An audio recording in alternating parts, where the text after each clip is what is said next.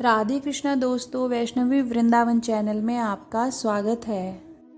दोस्तों, आज हम जानेंगे शरद पूर्णिमा की कथा। दोस्तों, शरद पूर्णिमा अश्विन मास के शुक्ल पक्ष की पूर्णिमा तिथि को मनाई जाती है। इस दिन चंद्रमा अपनी पूर्ण कलाओं के साथ होता है। शास्त्रों के अनुसार इस दिन चंद्रमा की किरणों से अमृत बरसता है। कार्तिक महीने में पड़ने वाली पूर्णिमा तिथि पर व्रत करने से भगवान विष्णु और माता लक्ष्मी की कृपा प्राप्त होती है। आइए जानते हैं शरद पूर्णिमा की व्रत कथा। एक साहूकार की 2 बेटियां महीने में आने वाली हर पूर्णिमा का व्रत किया करती थी। इन दोनों बेटियों में बड़ी बेटी पूर्णिमा का व्रत पूरे विधि विधान से किया करती थी, जबकि छोटी बेटी व्रत तो करती थी लेकिन नियमों में उस तरह से पालन नहीं करती थी। वह नियमों को अनदेखा करती थी। जैसे ही दोनों बेटी बड़ी हुई, साहूकार ने दोनों बेटियों का विवाह कर दिया।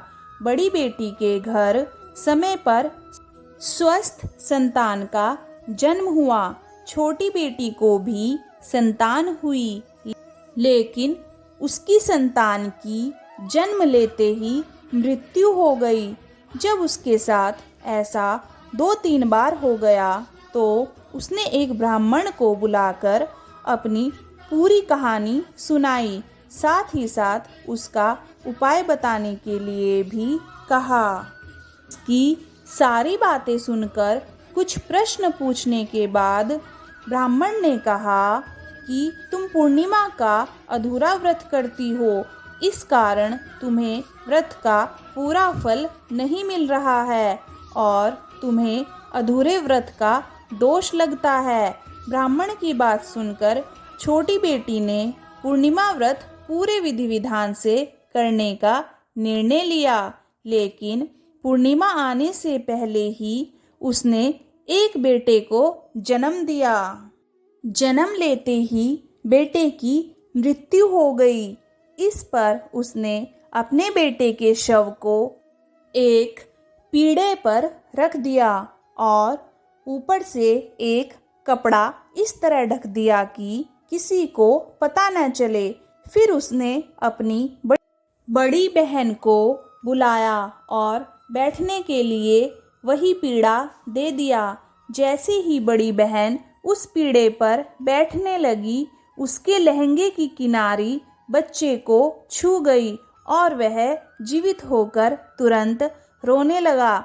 इस पर बड़ी बहन पहले तो डर गई, लेकिन फिर छोटी बहन पर क्रोधित होकर उसे डांटने लगी कि क्या तुम मुझ पर बच्चे की हत्या का दोष और कलंक लगाना चाहती हो?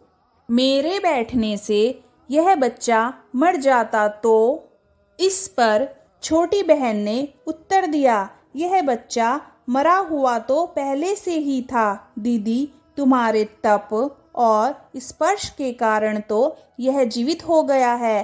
पूर्णिमा के दिन जो तुम व्रत और तप किया करती हो, उसके कारण तुम दिव्य तेज से परिपूर्ण और पवित्र हो गई हो। अब मैं भी तुम्हारी तरह व्रत और पूजन किया करूंगी। इसके बाद उसने पूर्णिमा व्रत विधि विधान से किया और इस व्रत के महत्व और फल का पूरे नगर में प्रचार किया। जिस प्रकार माँ लक्ष्मी और भगवान विष्णु ने साहूकार की बेटी की कामना पूर्ण करके सौभाग्य प्रदान किया, वैसे ही हम सब पर भी कृपा करें। बोलो लक्ष्मी नारायण की जय। दोस्तों, अगर आपको यह वीडियो अच्छी लगी तो वीडियो को लाइक कीजिए, चैनल को सब्सक्राइब कीजिए और कमेंट बॉक्स में लक्ष्मी नारायण